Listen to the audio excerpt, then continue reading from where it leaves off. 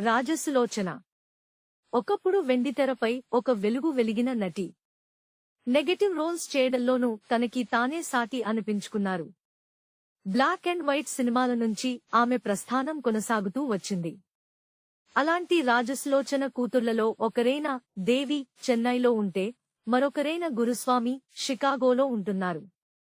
తాజాగా ఆమె సుమన్ టీవీకి ఇచ్చిన ఇంటర్వ్యూలో మాట్లాడుతూ అనేక విషయాలను పంచుకున్నారు. మా అమ్మగారి వాళ్లది విజయవాడ. మా ఫాదర్ సిఎస్ రావుగారి వాళ్లది కాకినాడ. మేము పుట్టి పెరిగింది చెన్నైలో. అమ్మకి ఇండస్ట్రీకి వచ్చిన కొత్తలోనే ఒక వ్యక్తితో పెళ్లి అయింది. ఎన్నో కష్టాలు పడిన తరువాత విడాకులు తీసుకుంది. ఆ తరువాతనే సిఎస్ రావుగారిని చేసుకోవడం జరిగింది. అప్పట్లో అమ్మ, నాన్న చాలా బిజీ. అందువలన మేము అమ్మమ్మగారి దగ్గర పెరిగాము. అప్పట్లో అమ్మతో కలిసి నటించడానికి చాలామంది టెన్షన్ పడేవారట అని అన్నారు. అప్పట్లో అమ్మతో సావిత్రిగారు, బి. సరోజాదేవి గారు, దేవిక గారు, రాజశ్రీ గారు, శారదగారు చాలా సన్నిహితంగా ఉండేవారు.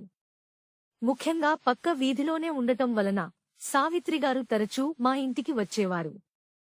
సావిత్రిగారి చివరి రోజులలో అమ్మ ఆమెకి చాలా సపోర్ట్గా నిలిచారు. సావిత్రిగారు చివరి రోజులలో ఆర్థికంగా చితికిపోయారని చాలామంది అంటూ ఉంటారు.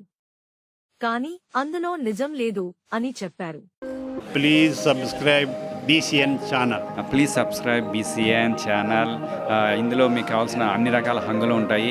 Hi, this is MM Sri Lanka. Please subscribe to BCN channel.